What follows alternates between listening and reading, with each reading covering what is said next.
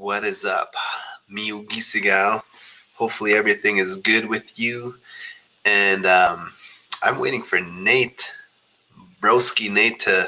to jump on live here and do the check-in. And I'm thinking maybe I'll call him live here and be like, "Yo, man, you're supposed to be up. You're supposed to be on." But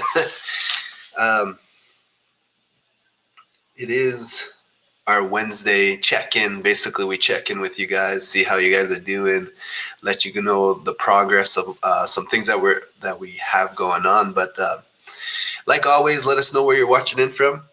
Let us know what tribe you are and all that kind of good stuff. I'm gonna make a phone call live. Be like, "We're waiting on you, broski."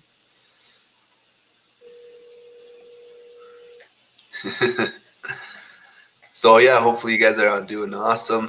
Hopefully you guys are doing great. I have some good news I'm going to share with you guys, but also some really cool updates. And oh, never mind, broskies. I was just calling you live. No worries. I don't hear no sound, broski. No soundage. Mic check. Was block there? There you go. There you go. Back for another one of those block rockin' beats. Dance! So, let's go. Powwow times. Tanse Kiwa. Everybody ready to rock and roll. So I was just reading this. In 1996, the Canadian government imposed a 2% funding cap on First Nations on-reserve education. Funding levels were frozen at 2% growth despite all the largest growing demographic in Canada. An attack on education. What was that from? Just one of my friends that sits on his nation's education board. Yeah. Talking about the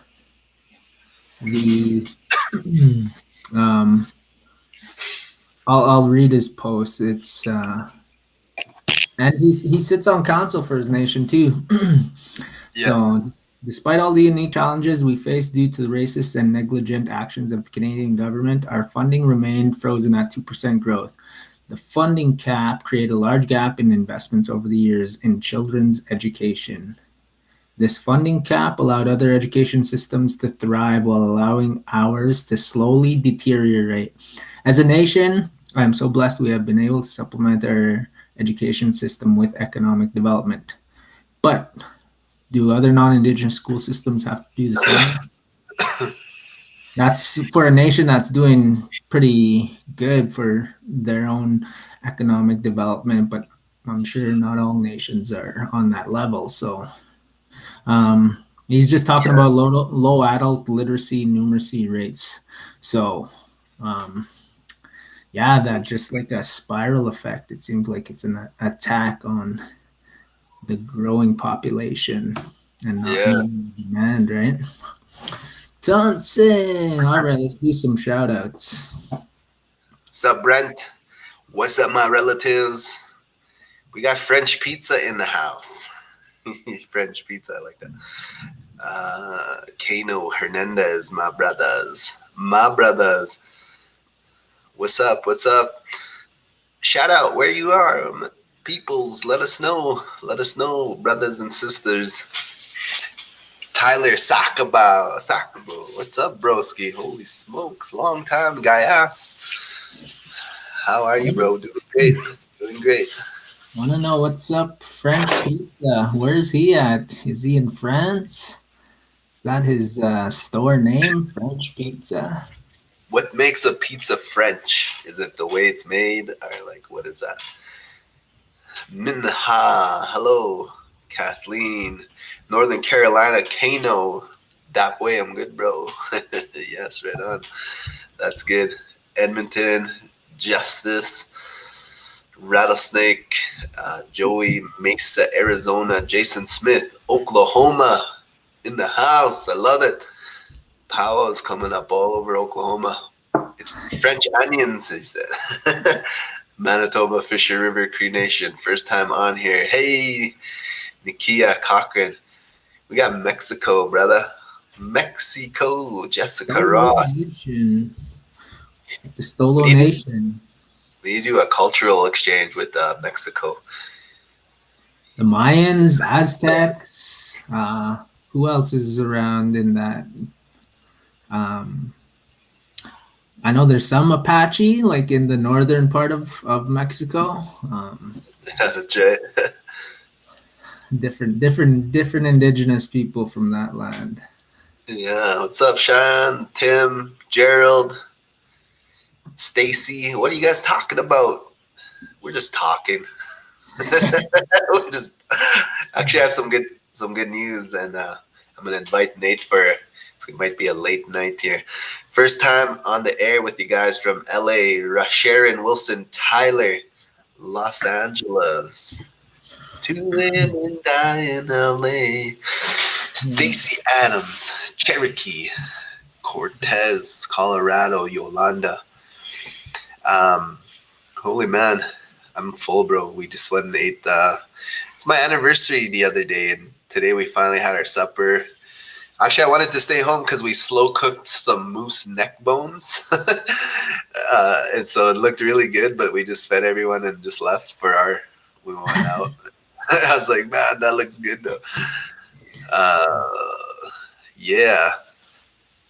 Gotta get a pic of you how you eat neck bones. You might have to do a how-to video, a tutorial on how to eat moose neck bones. Yeah. How to get them clean. What's up, Nate? The legendary Nate. Hey, I just said hello, bros, in the Soto Indian language. Gerald, was it Oki Oki? Where did he say that? Anijigua. Anijigua. Is that what he said? Anin? Yeah. Might have been down there. Nice. Yeah. Reply to each other in there. Let them know where you're from, what you're saying.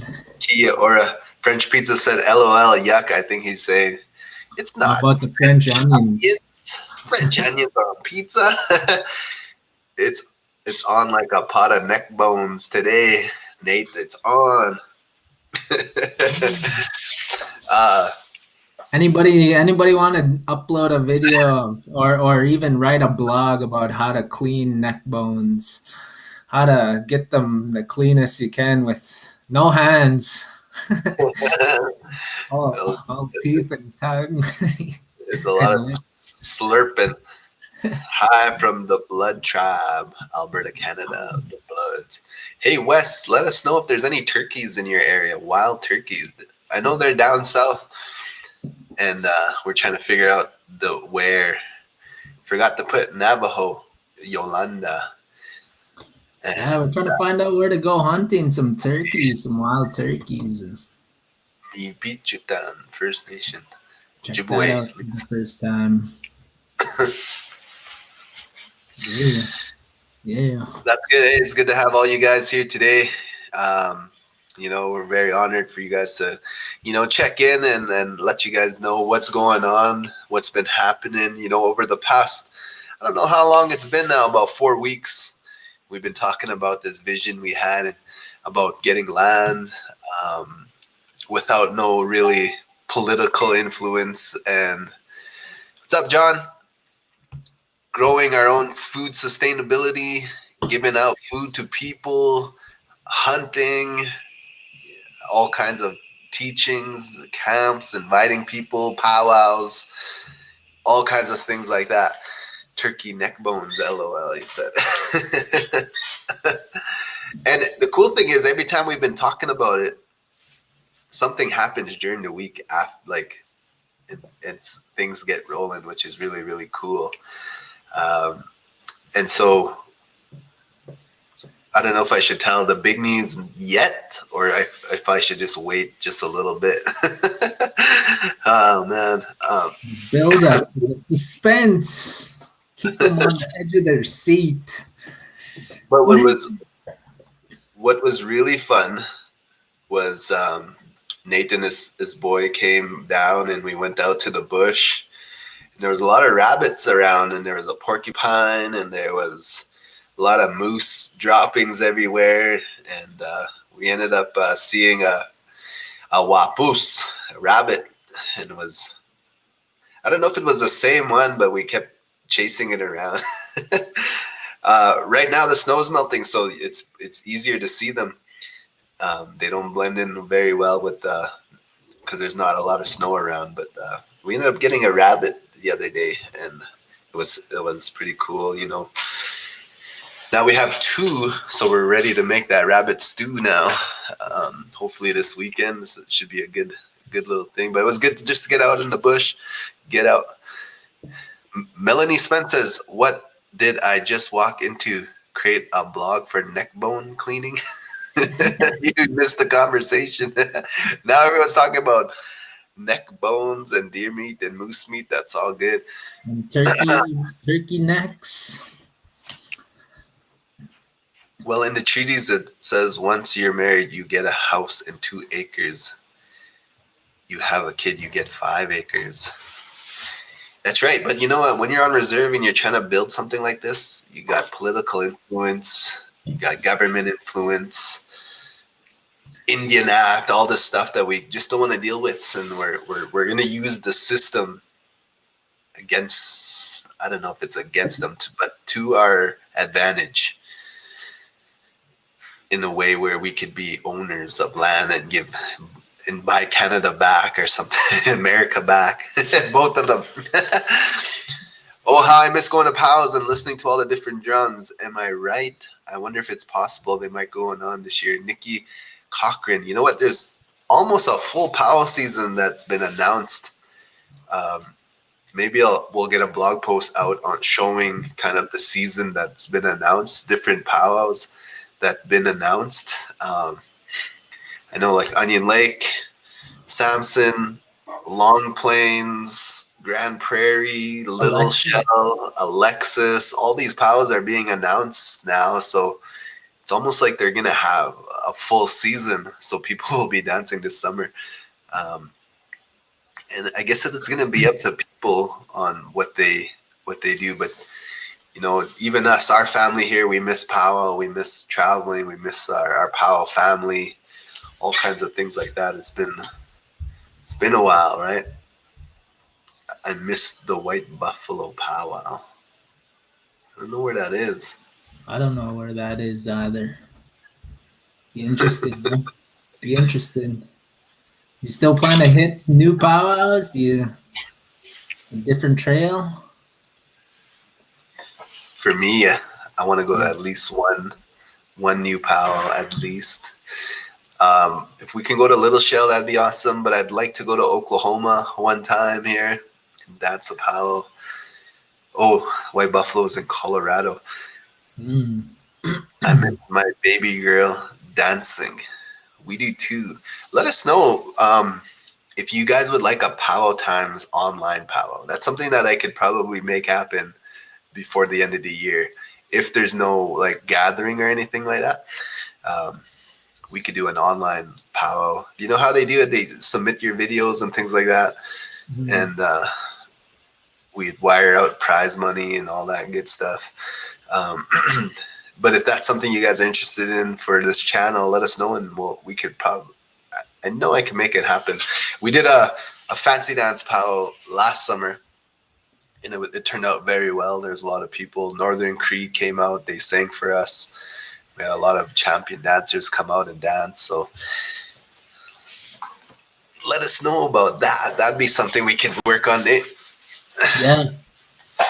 Yeah, putting on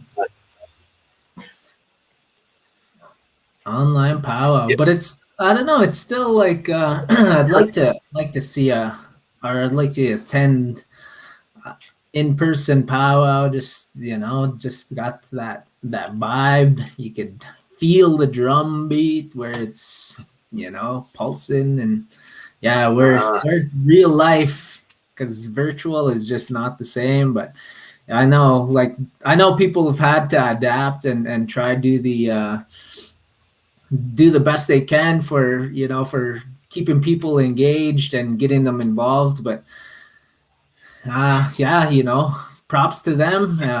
I didn't really attend any. I just want to be at a powwow. You know, that's real for me. I don't know if it's isn't. I know it's not as enjoyable online, but I know people just have that love for the powwow where they don't. They'll still check out a virtual powwow just to check it out. When is your bustle making online thing? Where do you order your supplies from for them? Our bustle making online is already live, and I just want to see what is. If you go to let me just put it on the captions here, just so if anyone wants to learn how to make bustles.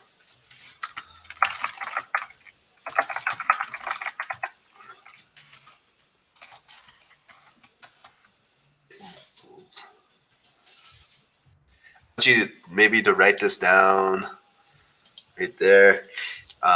Makebustles.com, and it's a free workshop. It's a free online training. We walk you through every step of how to make fancy dance bustles and feather working and all that kind of stuff. But what you'd want to do if you want to get supplies, basically, I didn't finish the order form yet for all the stuff, but we do have a lot of materials here. And so it might just be you messaging Power Times Facebook, and we'll figure out a kind of a cost for you to get all the supplies that you need. And then you just follow the video step by step, and it'll, by the end of it, you should have a nice set of bustles for your whoever you're making it for, or for yourself. Check it out, makebustles.com. It's free. It's a free service that we offer with Power Times, and yeah, imagine that. It's like, if after you make your first, I'm sure it won't be the best, but it'll like give you that skill, and that skill you can carry, and you get better and better the more bustles you're making, and then boom, you're a champion bustle maker. Yippers.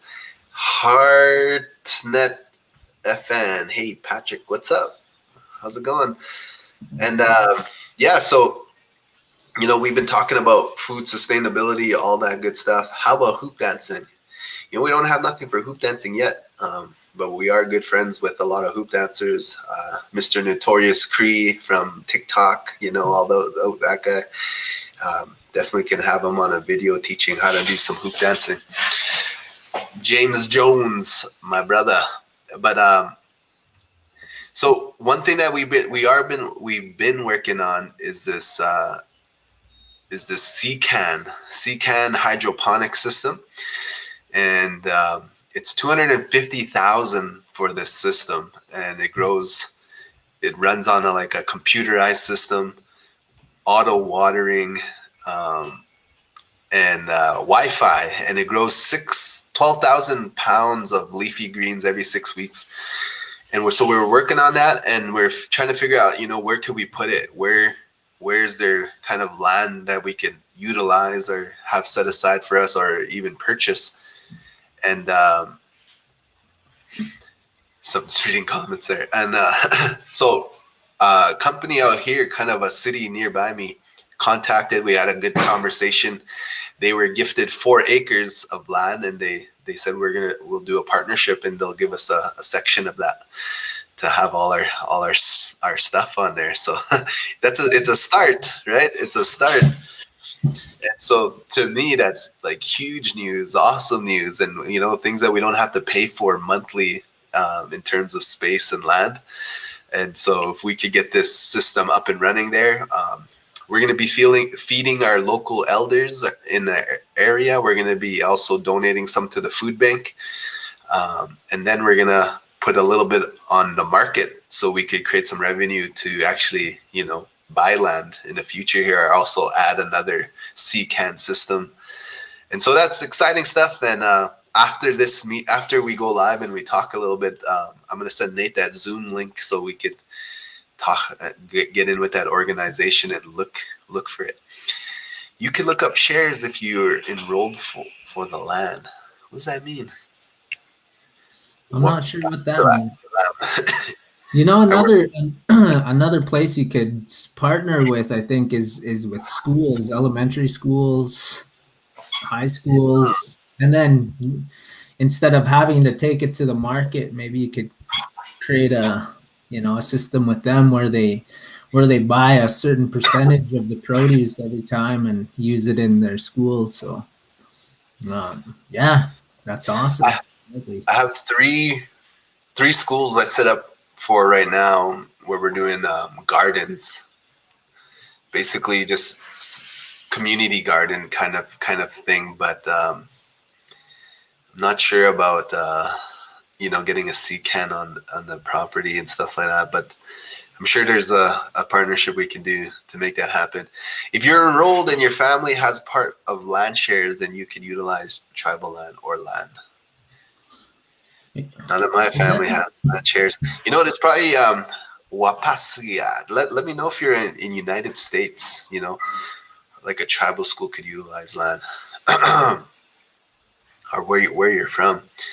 Because we'd like to also help other people kind of do the same, because once we figure out the formula, just to share it with everyone, and then they can do it.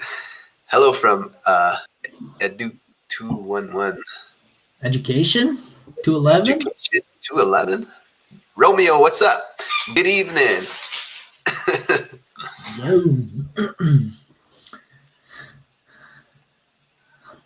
Yeah. Yes, I'm an enrolled female farmer. I'm a native enrolled female farmer. That's awesome. We need you. We need your intellect. We need your. What do you farm? What's up from Jenner, Alberta, Canada? Carolyn's class, Lauren. Carolyn's class. Are you Red Deer University? Laura, let us know. But yeah, so we're working on things. That things are moving, which is so awesome. We're also doing a little competition with the youth on growing a plant competition. So we'll start that this weekend, and here's what I figured, Pat. We'll do the we'll do a competition for the largest carrot, the largest cucumber, and the largest corn. So the competition goes, you germinate the seed, you put it in a small planting pot, and then you transfer that to the garden or your raised bed or whatever. But the whole idea is you take care of that plant until harvest time and see who grows. Those are all measurable too, so it would just be a nice incentive and motivation for the youth to stay actively engaged and continue nurturing their plant. So it'll be interesting. We'll keep everybody posted on how that goes. Yeah. Laura Henderson, you are, right on. Awesome to have you here today. Melanie Spence, what work do you do with the youth? So with the youth, we have a large after-school program. It's a partnership with Red Deer Aboriginal Dance Troupe, and we have about 150 of youth come out, and we teach them pow dancing. We connect them with culture. A lot of them are in foster care. A lot of them are disconnected with culture, so we work directly with youth that way. Our company bought 10 fat bikes, and so we take the youth fat biking out on the trails, things like that. We'll be taking them to a few powwows now that they're coming up, lined up. We have a little community teepee that we're going to take out and show them camping. But we also take some youth out hunting and teaching them land-based teachings. And now we're teaching them planting and, growing your own food, sustainability systems. But a lot of work with youth. And then I also work with 42 schools in the area. and there's about 600 to 700 Indigenous students kind of spread out within the whole area that we work directly with, and then we travel to communities and then work with youth specifically. So a lot of work with youth is one of our big passions with Power Times, is working directly with them, connecting them with culture, language, teachings, elders, all kinds of stuff like that. So how do you feel about Power being scheduled this year? I know for myself, I need to dance live sometime, at least once. I need a recharger, and I'll do it. And I'm kind of like online like this, I could talk, and be with a bunch of people, but at a Power, I'm kind of introverted a little bit. I stay at my camp. I don't really go out. But when I go out to Grand Entry, everyone wants to shake hands, everyone wants a hug, and all kinds of stuff like that. So that's where it gets a little trippy, But other than that, I kind of stay to myself, and I don't know. What do you think, Nate? Too early, not soon enough, or what do you think? Just be as long as everybody's just like prepared, and if you want to shake hands, give them a squirt of some hand sanitizer, sanitize your hand, shake the hand, or do a fist bump. I think everybody's going to be more conscious of that, and it'd be nice if everybody just stays kind of vigilant and doesn't let their complete guard down. They still try and practice some safety measures. So yeah. Guessing you haven't had COVID yet. You know what? All my family thinks I had COVID. Before it was before the whole country went into lockdown, I got really sick, and it was like a weird sick, something I've never felt before. And all the symptoms, can't breathe, can't move, no energy, just high fever, like just rank. And I don't know. And it took maybe about 2 weeks to get out of that, and where I started to actually be able to move and walk around. But yeah, I don't know. I think I might have had it. That was before, the whole country went into lockdown and all that stuff. And I was like, what is this? And I think I might have had it, but I don't know. My kukum is 84 years old, has diabetes, high blood pressure, dementia, and she survived it. Yeah. That's good news. That's awesome. Elbow bumps, Nate. Oh, yeah. Elbow bumps. Oh, yeah. What's up? Boo. Yeah. And no hickeys. Powwows will be no snagging blankets. If you come back from a powwow with a hickey, you better go get tested for COVID. Yeah. Just gotta be careful, because powwow. Yeah. There's a different energy in the air at powwows. So. Oh man. Hello from. Go ahead, Nate. The one that grows alfalfa, hay, and corn. Yeah, where's she from? I forget her name. It was further down in the chat, but that's awesome. She grows alfalfa, and alfalfa, like a lot of elk and deer like going after that. Hey, so yeah, we're gonna plant some alfalfa kind of nearby our crop, just so the deer will hopefully go to eat alfalfa instead. Linda says, hello from Green Bay, Wisconsin. I'm part Native and Mexican. I'm going to College of the Menominee Nation, a major business administration. I'm currently enrolled in Introduction in Sustainable Development class. It is a very interesting class, and I'm learning a lot. Being born, raised in Western civilization, I know a little bit about my native culture and traditions. I'm interested in learning more. Well, hey, you came to the right place. You know, if you go through Power Times, scroll through our feed, go on our website, you know, we have a lot of connection to different types of indigenous culture, Native American culture, all that. And stick with us, right? We're gonna be bringing, you know, how I wish I utilized my time too, because we got a lot of power music, a lot of dancing, and not too much interviews, but we did get interviews. But now I want to utilize that time really when we're out there to get those stories more often. And we travel everywhere, all over North America, so we want to get those stories for you guys. Um, Harold Gadawa, if you guys want some awesome, cool work, you know, message Harold Gadawa. Uh, the stigma is real and also serious. Haven't had COVID since the whole pandemic started.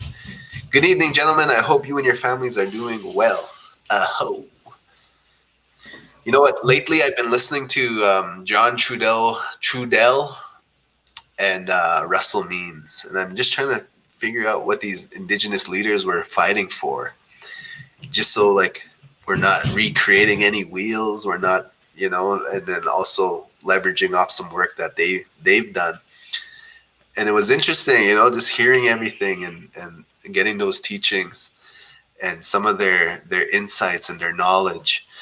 And it's funny. It's just right on YouTube. We're at, you know, fingertip away from some really great knowledge. And you know, Russell was really fighting for the Republic of Lakota to separate basically from United States of America and make it their own country of the Lakota people.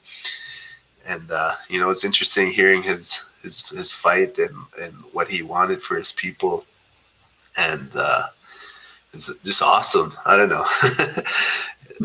Yeah, just to think that there's already people thinking on that level back, you know, 70s, 80s, and I think I think more and more people are coming around to thinking like that and getting into the, you know, the sustainability and wanting to reconnect with our identity and long-term sustainability for not just our children but our grandchildren and their grandchildren. So finding different ways to do that and do that together, I think it's worth, that's something worth living for me anyways. So Right. And trying to find this one article I shared on Powell Times as well. But he was talking about a matriarchal society, how you know, the world we live in right now, United States, Canada, is very, you know, patriarchal, more male based, and he's saying some really good stuff. He's like, you know what? If you look at nature and you look at what creates things, right? The female usually creates things, right? The female plants, the female animals, the female humans, the female birds. All these females are usually what create life. But he was like, in every religion, you look at who the creator is, and it's a male figure, right? And he's like, if you look all over nature, there's no males creating anything. But he doesn't really imply that the creator is female, but he does, you know, without saying it. And I was like, oh, damn, that's cool. But then he's just talking about how that matriarchal society is more like, not so much that the woman is the leader, but it was more that there was equality. And indigenous people knew that. They knew that worth of a woman, and it was very equal. But in this society we live in, it's not, right? It's very like the male dominant, male get those big jobs, those big roles, those big leadership roles and things like that. And it's not that. And he said, unless the world understands, like these non-indigenous can learn that the woman is, you know, up here, we can never kind of build and grow. I don't know. So some of those teachings I was learning from Russell Means, pretty cool. nice. Yeah. That's awesome. I think, yeah, I think the more the more we find different areas to learn, because there's just too much. I know there's a lot of information and there's so much to go through and stuff, but it is like I think it is important to understand like people like our history and the stories of our grandparents and like things that we practiced, because a lot of these elders, if they're passing, that's like a library that's being, like a library of knowledge that knowledge isn't being passed on. So it's be nice to find a way to get more of that knowledge and get it to the youth, to people that could carry on that knowledge and those stories. So I think it's important to try and understand your bloodline and your history. Yeah, so even to so it's talking about Hawaii, Polynesia, and Samoa hold the same philosophy, the matriarchal society. Not sure about Indigenous in Australia. Teresa, what's up, sister? Good to have you on. Have you ever heard of children under children's services getting synthetic meth for a stimulant? I've never heard of it. Apparently, it's a calm youth diagnosed with schizophrenia. It was just brought to my attention this week in speaking to a youth in that situation of what's going on in these doctors' offices. Kind of went low. That's crazy. If that's happening, that's nuts. I have no idea. I never heard of that too. I got to listen to a story of an elder who talked about 13 grandmother clans and their roles. It was awesome to hear. See, that's the stories we need, right? We need to have those stories out. I'd like to know the story. 13 clans. Hey, that'd be awesome. So Nate talks about the 7 fires and 7 fire teachings. And I was reading One Native Life by Richard Wagamis, and he was talking about the Ojibwe 7 hills. And it was very similar, very similar. And I was like, oh man, that's pretty cool. And he talked about those 7 hills that we have to climb in our life. And when you go up that hill, you get to kind of look around and look back at your life and kind of get a good kind of look at where you've been, but also kind of the path to the next hill in your life. And so I thought that was pretty cool. I like what you said about elders. I'm lucky I got to travel with an Anishinaabe medicine man who saved my life on a way through ceremony, etc. You'll do it, man. It's funny, this past little bit, I got to talk with some good knowledge keepers and elders that those little sentences, those little philosophies really help out. And then those prayers and blessings really, really help out. And one of the tasks that we were for 7 Gen, we were asked to look back and try find like who our 7th generation grandmother was on our mother's side.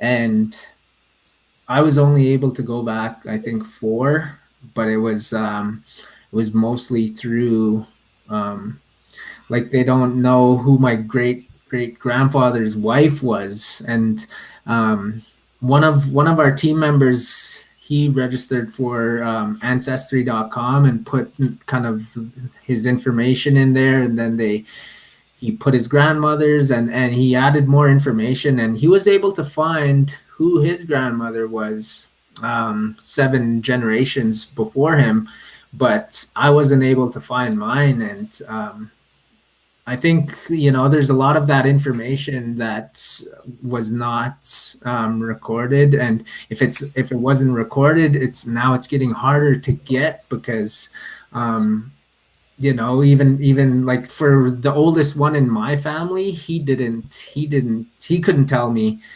He could only tell me who his grandfather was, and he didn't even know his great grandfather. So that was that was shocking, and it was just like makes it that much more urgent to find this stuff out and try and connect the dots of who your ancestors are and stuff. So if anybody knows how to, if anybody has an idea of 7 generations before them, that'd be amazing, because I don't think there's very many of us indigenous people that can go that far back, because we didn't keep written records. We more or less kept oral records, and for most of the colonizer system, they have all of these written records, so it's easier for them to go back 7 generations, and they could tell you names and places that these their ancestors were born. But for indigenous people, that information is getting smaller and smaller, and we're losing it at a faster rate. So maybe that could be a challenge, to see how many people can go back 7 generations, see who their grandparents were. So I love the conversations that are happening on the side. There's like some good knowledge being thrown out. It's wicked. I want to share this real quick. Hold on. How do I want to hold on? See if I could get a Chrome tab going. Boom. Can you see that? nope. Not today. There we go. Can you zoom in? Boom. Oh yes. So I shared this on Powhatans, but this guy, he's a landowner, and he returns ancestral lands to tribe in Colorado, which is really cool. Basically, he was wandering about his land, and then he found some artifacts, and he started asking himself, who was here before I was? Who was here before our family was? And he kind of found out that it belonged to some ancestral lands of the Ute hunter-gatherers in the valley 12,000 years before they were evicted from their region in the 1800s. So, not 1800s, whatever it was. But look at that. Beautiful. And so it was a dream I couldn't hold on to, and he just gave it back. Signed a contract, the Ute tribe. Cool. Solar powered cabin was in there as well. Yeah. Nice. So if any of you guys are watching this and you're a landowner and you found some ancestral artifacts and you live close to us and you want to gift it, by all means, That's awesome. But I'm hearing more stories like that. I think people are starting to see, and they're starting to know the historical stories of how that land was acquired for their family that are non-indigenous, right? And realizing, man, this land wasn't ours for a long time, and we just got it. We inherited it, and and some of those people are starting to give it back, which is awesome. Now we just have to know what to do with it, and when you do get it back, or get in possession of some land, now what? Mm-hmm. Building a way of life, way of life on it. So we can teach other people how to survive and how to grow their own food and build their own sustainable house, do water collection systems, solar power, wind, water generation. So yeah, there's where we're from too, there was I think a person from the United States had a bunch of money and they sent it to this radio show. They were talking about land back movement into they were Métis ladies, and they called it a land sugar daddy, and they went and bought a bunch of land in northern Alberta. Do you know how much land that was, Nate? No, I I don't remember. Yeah. Did you ever follow up on there and see what they're using it for, or what's happening? No, I think that would be worth checking out. I think after my semester is over, I'll look into that and see what we can uncover and see what kind of conversations we can have with them. So maybe they're looking for ideas. So if Yeah. they're looking for ideas, we got some ideas we can give them, share with them, check it out. So I need a land sugar daddy. uh, the woman is important because she can see what no man can see. Before making a decision, you need to get her view of things. The two different views will make the decision better. I can say it for me. It has worked out pretty good for 40 years, and I had to have that second opinion before deciding on what to do. Man, you know what? I've been with my wife for 14 years, and I agree. I concur. There's a lot of decisions I make without really thinking them out. I'll just go and go and go, and then we'll have that conversation back with my wife, and that kind of I told you so. If I just listened to her, things would be a lot easier. But for sure, that's awesome. What's up, Miss Laura? Glad to have you here with our live. Yeah, we're just chatting. This is like a virtual fire. There's a fire going on. We're just sitting by the fire chatting. And, people are conversing in the chat, replying to each other's messages. But we're talking about, land back and growing food and building a sustainable community that, just does things on the land, for the people. So, yeah. Yeah, it's awesome we stuff. got people looking for land sugar daddies in the chat, so. And neck bones, Yeah. neck bone recipes. If you got all your land back right now, what would you do with it? Ooh. Yeah. Well, we'd put a section off just for like a sustainable community, like building sustainable housing, and then a section for regenerative agriculture, a section for raising, bison, and then you would rotate that, build a food forest in there. You could, just do so much with it, attract wildlife. You could do bee farming. You have to. We were just talking about bee farming. Yeah, bee farming. Yeah, and people take swarms, right? They'll get some swarms and then they'll relocate them and get that bee farm going. But the thing is, we don't need much. We're not looking for all the land for I guess just for our organization and what we're trying to do. But we're studying the Indian Act. They wanted to split us up to be individual people, individualism, where you only take care of yourself. And they wanted to give that philosophy to us where, you acquire things for yourself. Your education is for yourself. The work you do is for yourself. You acquire materialistic things for yourself.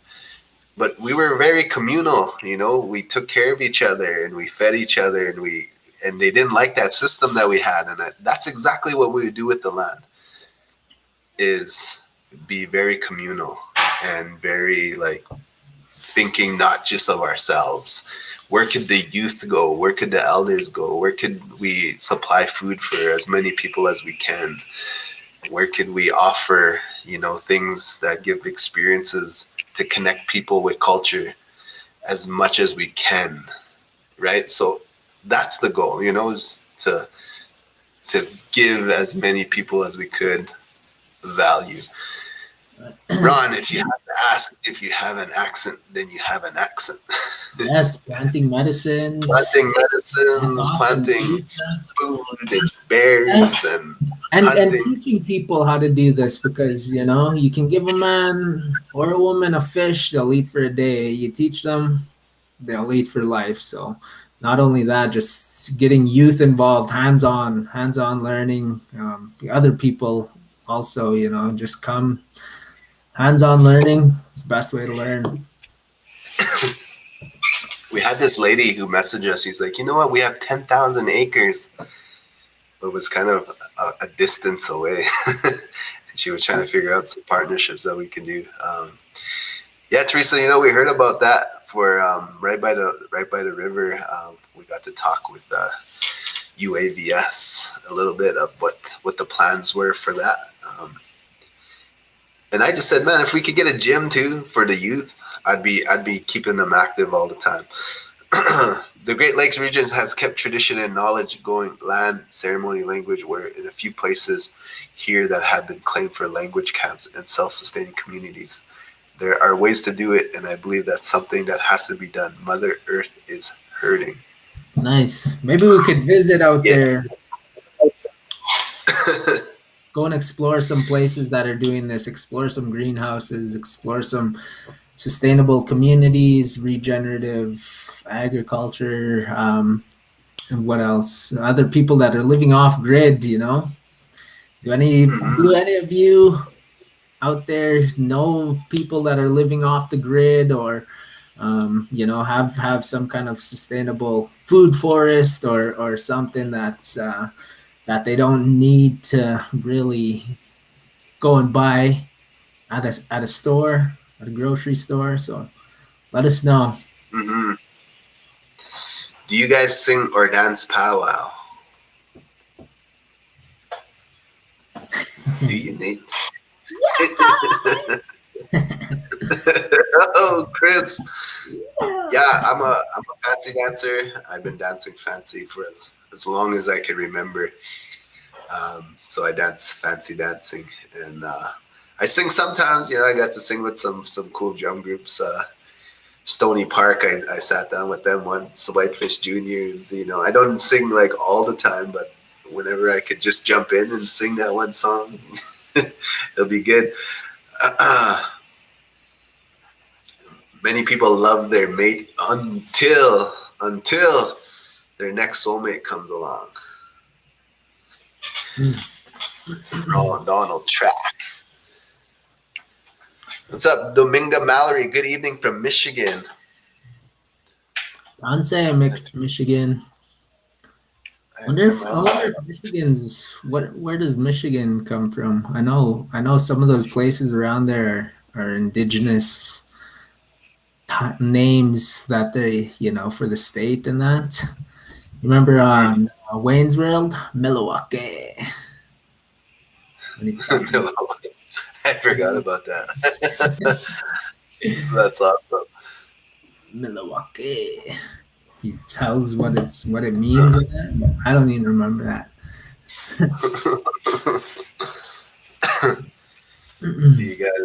Be cool. You guys laugh about it first. Dancing. Oh yeah, dancing. Power. Champ. That's what he's known for. He's world champ, fancy dancer. Danced in the Mardi Gras. Took his champ outfit into Mardi Gras. You haven't made it overseas yet, though? The ones that I got offered to dance in China and Taiwan and I forget where else, but I turned it down because it was during powwow season. I don't want to go and do shows during powwow season, even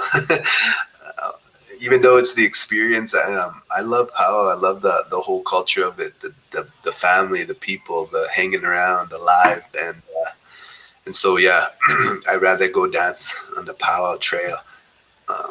All my kids are growing up. All their friends used to come around the house and the community. Children would come around to the house, even elders. I used to do a lot of volunteering with the youth, and I would do a summer camp out with the youth. I miss all that now. My children are growing up. I miss that we do together through the whole community. out here in Lupton, Arizona. I feel like that's where I'm at right now, kind of what you explained. And I might get a little like sad once all my kids are grown up and they're gone, you know.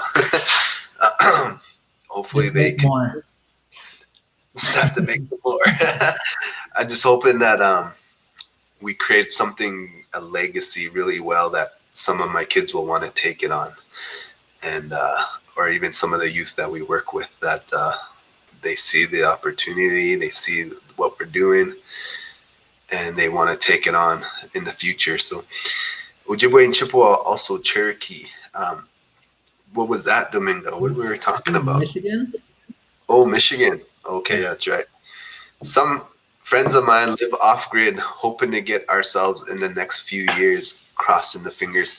There's this family that just lives off-grid over here, and they kind of invite you to come check it out and see what they do, how they live. I think Nate was talking about that the other day, kind of up north here in the bush. Yeah, it's by Edmonton, but it'd be nice to go and visit. Well, just to go and see, explore what it's like, and see how they do things. You know, some tips they could give, and yeah. Mhm. So another thing, I'm going to plant the seed right now because it might happen next month. One of the fundraisers we're going to have on our page is Chase the Ace. And it's kind of like a raffle gambling thing where you guys could win a lot of money from our page. But we're doing it right. We're getting a lottery license and all that gambling license stuff. And I don't know if you have to be in a certain area to buy a ticket, but it's a fundraiser for this initiative we're doing with, like, you know, feeding people, working with youth, maybe acquiring land, seeing how that all works out. And so that's going to be coming up maybe next month or the month after. We're doing it with an organization that they do this. You know, we have no idea how that works, but they're going to help us fundraise. And it'll be awesome if you guys can support that. And hopefully one of you guys would be a big winner of some of the prizes that we have there. So yeah, that's coming up. What else do we have coming up, Nate? Well, we're gonna launch our competition. Maybe encourage other people. You guys want to join the competition or create your own competition where you're at with some of the youth or even your family. Everybody go out there, plant cucumbers, carrots, and corn, even squash, and then just have a competition by harvest season. You know, who's grown the biggest, best, baddest vegetable. Another thing that I've been plotting and just looking for sponsors as well is a youth writing contest.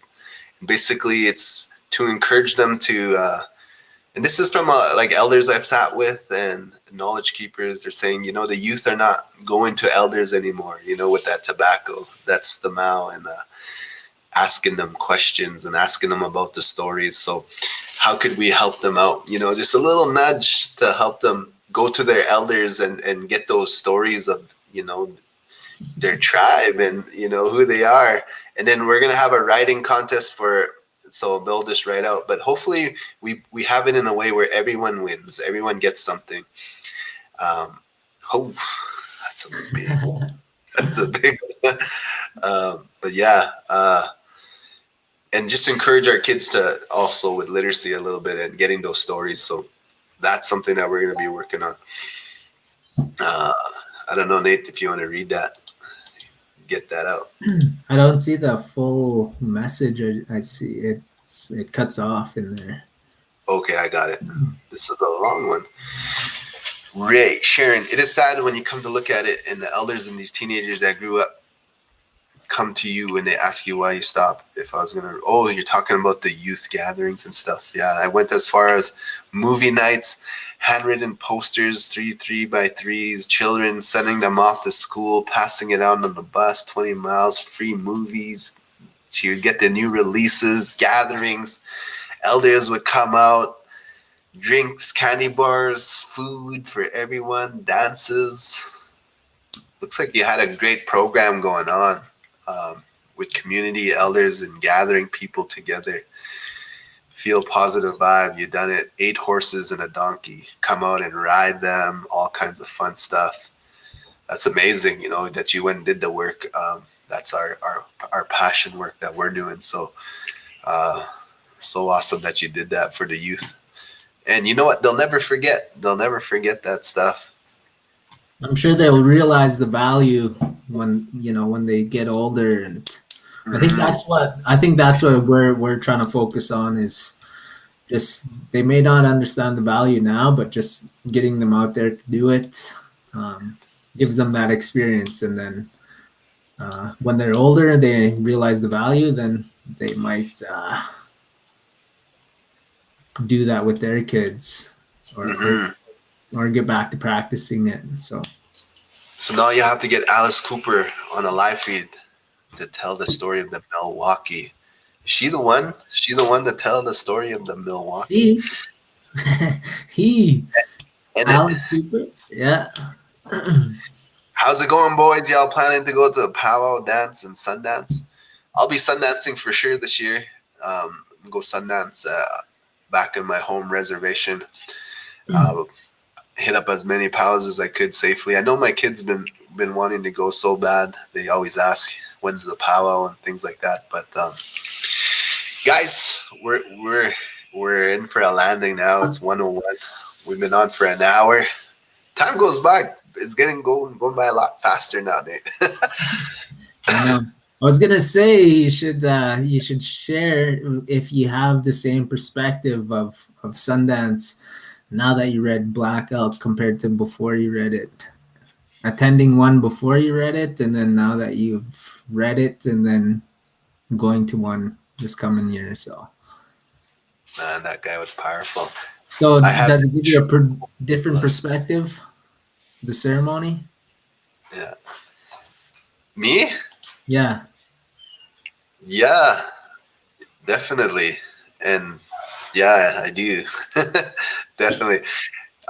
Moon River says, I have the true Oglala Sioux elders if you need stories. We have a lot of stories. Wouldn't you help us out a bit? We have a thing called powtimes.ca/register. You can write on our blog, our website. We get thousands of visitors to our blog. A lot of Indigenous people who need that connection with culture that might not have it. And if you sign up below, it's free. We'll share your stories on our Facebook, and that way people can get that connection, and we're all working together to preserve these stories together. So yeah, cool. Before you guys leave for the evening, could you guys sing a couple songs? All songs, whatever songs you guys sing, like I said in the first time I got on live. Go ahead, Nate. I'm not a singer. You know what? I will get a singer for you guys, and we'll do some live singing very shortly here. Maybe there's some singers in the chat or that are watching. Yeah. Baldwin Yakun makes me feel like giving back to your community. I work at the youth prevention, and you gave me some ideas to help our youth. Thanks for a good show. Forward to move shows. Good night, guys. Hey, Jay, right on. What ideas you're gonna take back to your youth? Let us know what ideas that we passed on, and then keep us posted. We could follow that journey just to share kind of where this knowledge and these ideas are trickling out to. So and let us know where you're located at too, so we could see kind of how far the reach is, and the impact that these ideas are having. So thanks a lot, Jay. Awesome. Guys, join us next week. As always, we're on at Wednesday, 9 p.m. Eastern Standard Time. And we just come on to chat and connect with you guys and share ideas and let you guys know what's going on. Exactly, this is the exact thing. If you get some ideas, not only from us, but from the little chat box on this side, right beside here, all the people are speaking out and they're sharing ideas, which is awesome. Nate had his pencil and paper out. He is taking notes and So it's all good. All right, guys. Have a good night, and yeah, we'll talk soon. I know everyone wants we could chat all night, honestly. But next week, Wednesday, 9 p.m. Eastern, we'll see you guys.